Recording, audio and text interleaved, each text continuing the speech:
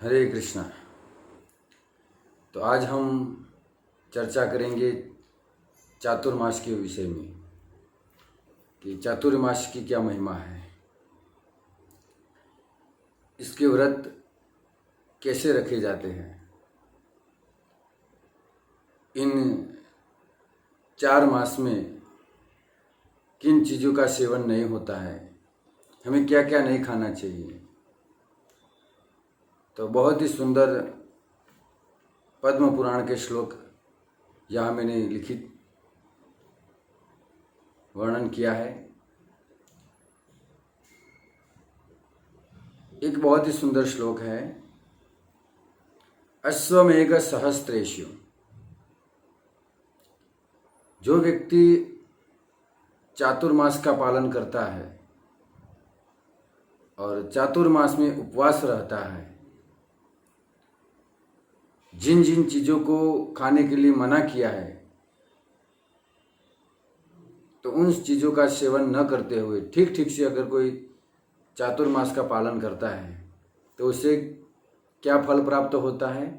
तो यह पद्म पुराण के श्लोक में कहते हैं, अश्वमेघ सहस्त्रेषु, अर्थात अश्वमेघ सहस्त्रेषु, हजारों अश्वमेघ के यज्ञ, यत फलम प्राप्नुयान नरः। जो व्यक्ति चातुर्मास का पालन करता है तो उसे हजारों अश्वमेघ के यज्ञ का फल प्राप्त होता है।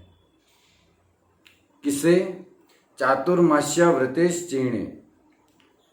जो व्यक्ति चतुर्मास का पालन करता है उस व्यक्ति को तत्फलम समवाप्नुयात्, अर्थात जो व्यक्ति चातुर्मास का पालन करता है तो उसे हजारों अश्वमेघ यज्ञों का फल मिलता है। एक अश्वमेघ नहीं, हजारों अश्वमेघ। अश्वमेघ का अर्थ है, अगर जिसे अश्वमेघ यज्ञ करना है तो उसे अपना एक घोड़ा छोड़ना पड़ता है पूरे संसार में, और पूरे विश्व को उसे जीतना होता है। तो ये अश्वमेघ यज्ञ पूरे भारत के जितने भी बड़े बड़े धनी हैं वो सब मिलकर भी नहीं कर सकते। तो इतने बड़े यज्ञ का फल उसे प्राप्त होता है, और वो भी एक नहीं, हजारों, सहस्त्रेषु, हजारों अश्वमेघ यज्ञ का उसे फल प्राप्त होता है। और वो भी तुरंत, जैसे अश्वमेघ यज्ञ हो गया तुरंत उसे, जैसे चातुर्मास उसका खत्म हो गया तुरंत ही उसे ये फल प्राप्त होता है। तो चातुर्मास व्रत का पालन सबको करना चाहिए। तो ये चातुर्मास का कब से शुरू होता है, कौन सी तिथि से?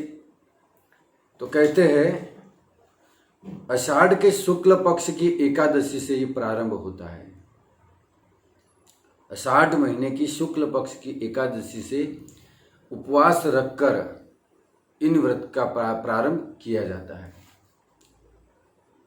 तो आषाढ़ मास की जो शुक्ल पक्ष की एकादशी है उसी दिन से ये चातुर्मास प्रारंभ होता है। तो उसी दिन से उपवास रखकर हमें इस व्रत का प्रारंभ करना चाहिए। तो इन चातुर्मास के समय में क्या नहीं खाना चाहिए, हमें इन 4 मास में क्या क्या चीज, कौन सी चीजों का सेवन नहीं करना चाहिए। तो पद्म पुराण में कहते हैं, दधि दुग्धम तथा तक्रम, गुड़म शाकम तथैव च, वर्जनादेव भो विप्रः मुक्ति भागिनः संशय। कहते हैं दही, दधि अर्थात दही, दुग्धम दूध, तक्रम, तक्रम का अर्थ होता है मट्ठा, जो छाछ बोलते हैं, और गुड़म, गुड़म का अर्थ होता है गुड़। तो और शाक, हरी सब्जियां होती है वो चातुर्मास में उसका सेवन नहीं किया जाता है। ज़्यादा से ज़्यादा कठोर जो होता है मग, मूंग, चना और अलग अलग प्रकार की दाल, ये सब का सेवन होता है। शाक का उपयोग नहीं होता है। तो वर्जना देव भो विप्रह, ये जो व्यक्ति नहीं खाता है, ये जो सेवन नहीं करता है इन चीज़ों का, तो उसे क्या होता है? मुक्ति भागी न संशय, संशय नहीं है कि उसे मुक्ति न मिले, उसे तुरंत मुक्ति मिल जाती है। ये दही, दूध, गुड़, शाक, ये सब चीज़ों का सेवन हमें चातुर्मास के व्रत में नहीं करना चाहिए। और जो व्यक्ति इस चीज़ों का पालन करते हुए चातुर्मास व्रत का पालन करता है तो उसे मुक्ति प्राप्त होती है, और मुक्ति प्राप्त होती है, उसमें कोई संशय नहीं है। यहाँ पर उन्हें कहा है कि मुक्ति भागे न संशय, उसे मुक्ति मिलती है। और भी चातुर्मास में की महिमा है। चातुर्मास में दान की महिमा है।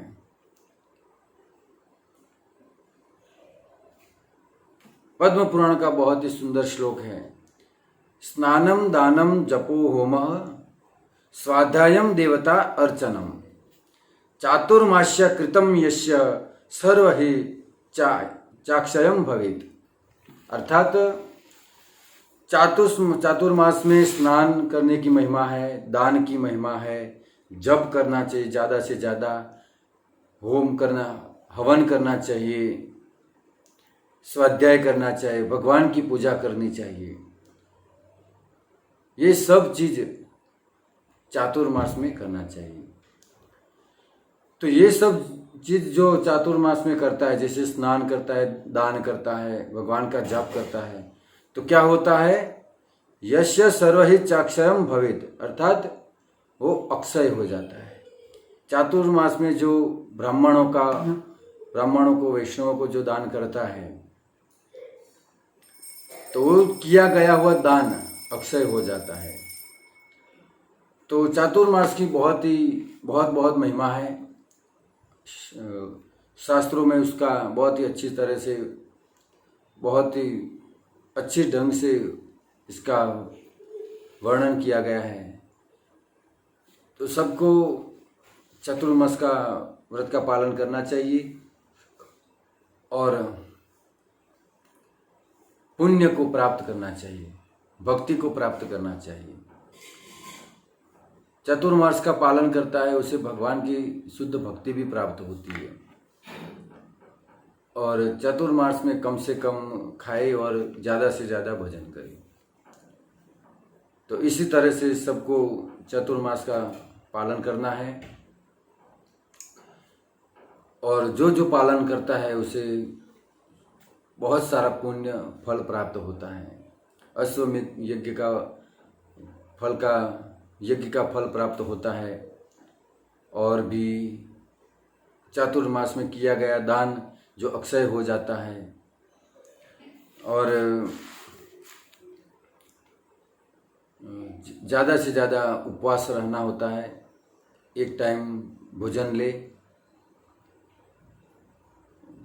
दिन में ले या रात को, दोनों टाइम में से किसी एक टाइम हमें भोजन लेना है, और ज़्यादा से ज़्यादा हमें भजन करना है।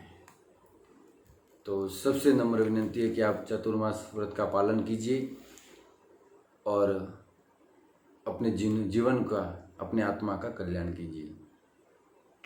हरे कृष्ण। जय श्री प्रभुपाद की।